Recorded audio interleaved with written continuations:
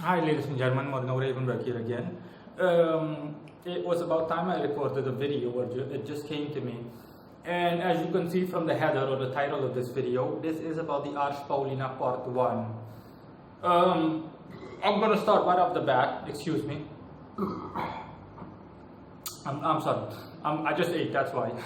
I'm gonna start right off the bat by saying that before I give any other details regarding the Ars Paulina Part 1, let it be noted, okay? And I think people that have read the article also know this. I wrote the article, the link is below in the description as usual, with all other links that are relevant, such as links to my web shop and so on. I would advise you to read the article first before you watch this video in full. The article isn't a long article, but I wrote that article in 2016. I carried out this magical operation called the Ars Paulina Part 1, aka the Pauline Art. I think 3 years ago, it was in 2015. That's how long ago it was. And we're in 2018, obviously, and I just thought to also shoot a video or record a video on this. With an added benefit, of course, as will be indicated in the article. Basically, at the end of this video, I am going to divulge the secret to making this operation a success. But just in layman terms, okay, the Pauline Art is a magical system that enables you to summon angels that rule over the days of the week and the hours within those days. It's a very sensitive and delicate circulatory system. Basically, you've got an angel that rules over every day of the week, and within each day, okay, there's an angel that rules every hour within each day on a circulatory basis. They basically rotate in terms of power. This operation falls within traditional grimoire magic, okay? So this is literally classical, like Renaissance magic. This is the kind of magic that they practiced in the medieval times, in medieval ages, and beforehand. So not what I do, okay? I practice a modern version of Western ceremonial magic, a version that basically demands that you do all the work. You can compare it to building a house by yourself, okay? If you were to build a house by yourself, then you'd have to hire a contractor. You'd have to go over everything yourself, you know, you'd have to calculate expenses and so on and so forth. You'd have to literally do all the work, with the benefit that it will cost you as little as possible. And that's also the thing. Modern magic is by doing everything yourself and by having to train yourself to attain certain abilities and certain skills and talents that are necessary to communicate with spirits and to summon spirits. The benefit is that it will cost you as little as possible, not just in a way of resources, okay? Not just in a way of financial resources, I mean resources overall. Whereas with traditional grimoire magic, the benefit is that you don't have to be a magician, you don't have to train yourself, you don't have to strain yourself even moderately or remotely. The drawback is that it will cost you a lot, okay? I'm talking about the things that you'll have to buy, exotic items and so on. Basically, the average person that is familiar with grimoire magic, traditional grimoire magic, like the Lesser Key of Solomon and so on, the average person already knows all of this, okay? You need to get a bunch of items that are nearly impossible to attain and so on and so forth. But in any case, that's just to give you a basic idea of the difference between the two. In any case, this operation is a traditional one, okay? It's a traditional magical operation that enables you, like I said, to summon angels that rule over days and the hours within those days. And it works from a classical planetary magical system. Long story short, you need certain items, and if you read the article, you'll also be able to see exactly what. You'll need a table of practice. That is basically a round table with the symbols of the 7 classical planets, basically the Sun, the Moon, Venus, Mars, Jupiter, Saturn, and there is one other, Mercury. Yeah, they need to be drawn in a specific way with specific other symbols alongside them. And this operation also requires that you be knowledgeable on astrology. You'll need to have at least a basic understanding of astrology in order to complete this operation. you need to, believe me, this is the reason, okay? This entire operation is the reason that I became a professional astrologer. I remember that was ages ago, like I said, 2015. When I first undertook this operation, I tried to take shortcuts and so on, and I was like, nah, this isn't going to work. I need to become a professional astrologer. I really need to delve deep into astrology if I want to be able to work with this system. Because what you'll have to do is, in order to summon your angel, whatever, regardless of what kind of angel you'll have to summon, you'll have to be able to create to draw and create a planetary seal, basically. That is like a seal with the planet that rules the day, for example, in the middle, and then the remaining planets clockwise. I'm just thinking, is it counterclockwise or clockwise? No, it's one of the two. Let's see. No, it's counterclockwise. It's counterclockwise. You'll have to do everything counterclockwise. And that's basically it, the short version, okay? No need to delve deep into it. Again, just read the article and you'll be able to make sense of it. I laid everything bare in the article. But that's what you'll basically have to do. You'll have to create a seal, and then you'll have to put the seal with your hand up upon it on the symbol of the planet that rules that day. For example, these are the basics. The moon rules Monday. Today's Sunday is ruled by the sun. Saturn rules Saturday. Mars rules Tuesday. Mercury rules Wednesday. And Jupiter rules Thursday. And Venus rules Friday. That's it. Those classical 7 ones. You'll also in that article see a picture of. In that article, you'll also see a picture of my own table of practice. Keep in mind, I already did away with all of those things when I moved to my current location, the current house that I live in. I threw everything away, including the table, because I don't intend on picking up the operation.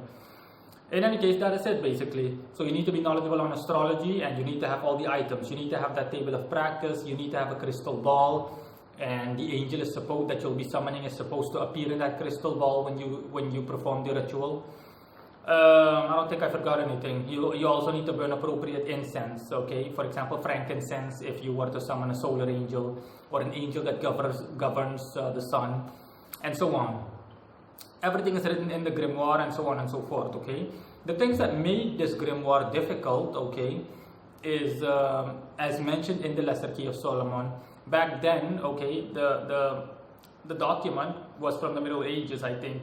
It was in the 17th century or the 16th century, as the writer states. And back then, they used different calendar systems. I forgot what it's called. Back then, they used the Julian calendar, I think, or the Gregorian one, and we basically use the opposite right now. And just as an example, okay, so basically, the entire calculative system is entirely different, okay? Back then, I think the month didn't end, the year didn't end in December. It ended somewhere along the lines of March. This is just to give you an example. So I basically had to unravel all of that, just like practically any other person that wanted to undertake this operation. So once you've literally just gotten rid of that part, okay, you've gotten the calendar system out of the way, because it's basically like you need to be able to convert what the writer says somewhat in terms of time frame into a modern calendar system. And yeah, that's practically it. Once you've got all the mathematical issues out of the way, which I did, it wasn't easy, but I did it, then you'll be able to make correct calculations, okay? And for convenience's sake, everything's already in the article, links to a planetary hours calculator, so you don't have to strain yourself by doing everything by hand.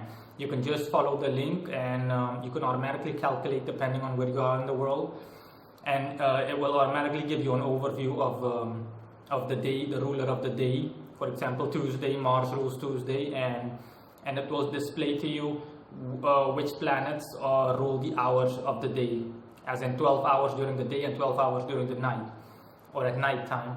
But you also need to keep in mind that hours aren't as long, okay? Not every hour is an exact hour.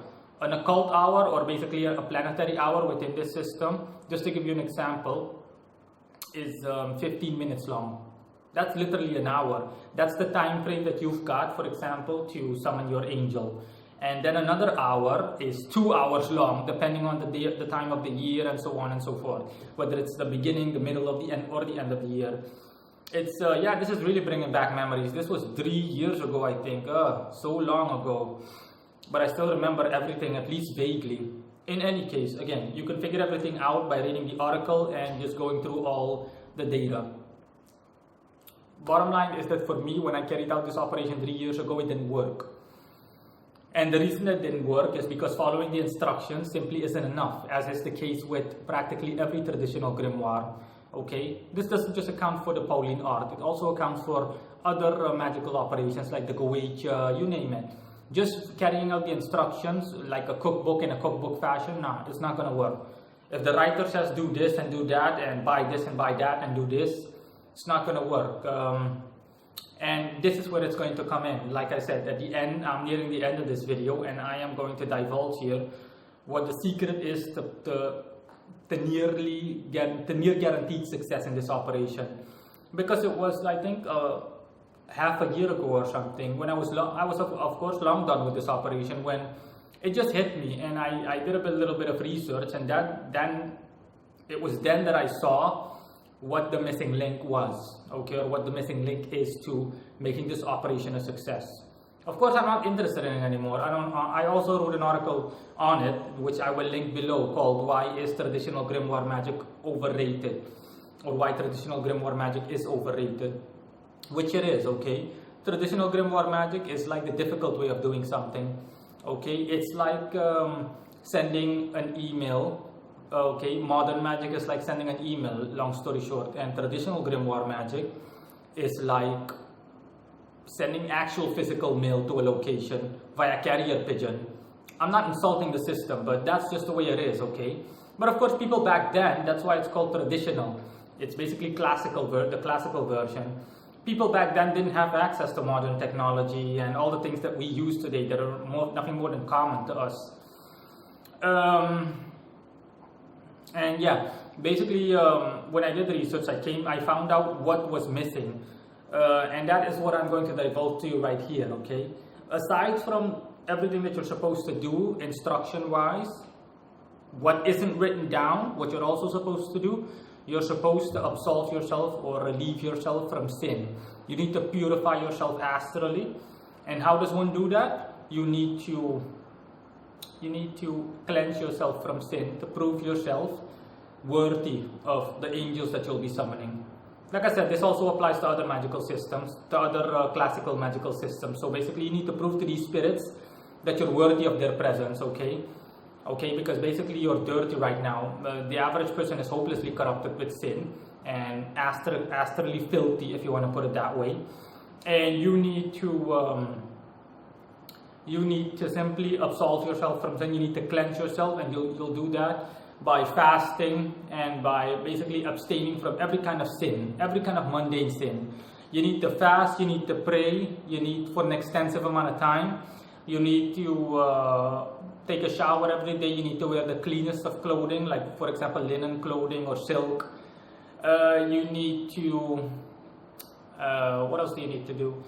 Just as an example, abstain from sex. You need to completely isolate yourself. You need to literally cut people out of your life, okay? I'm talking about you need to literally go off the grid. You need to completely isolate yourself from mankind. Those are the things that you need to do to make it successful, to make the operation successful. So I'm just going to give you an example. If you wanted to summon within the Pauline Art system an angel from Mars, you wanted to summon Samael, for example, who rules Mars, my beloved Lord Samael. Then you need to, just as an example, since 5 is the number that corresponds to Mars, to Gebura, Gebura is the Kabbalistic name for Mars, then you need to, for example, do everything like I just said, to absolve yourself and to cleanse yourself for 5 weeks. So that means no sex for 5 weeks, no contact with the outside world for 5 weeks,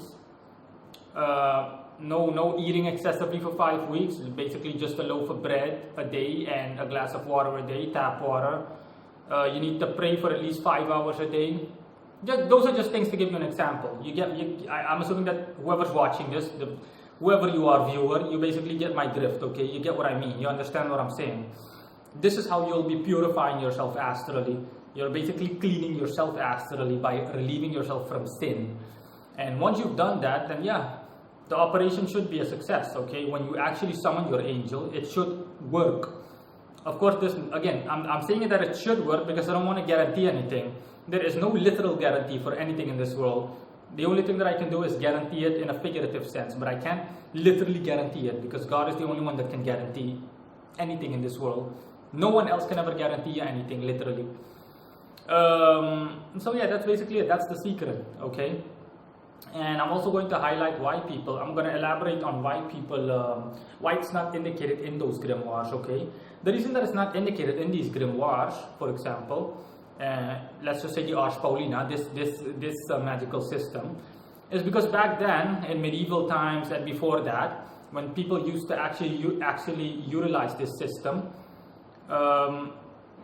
back then it was nothing short of common, okay? It was commonplace. I think one or two other prominent occultists nowadays have also written pieces on this, specifically what you need to do in terms of fasting and so on in relation to classical grimoires.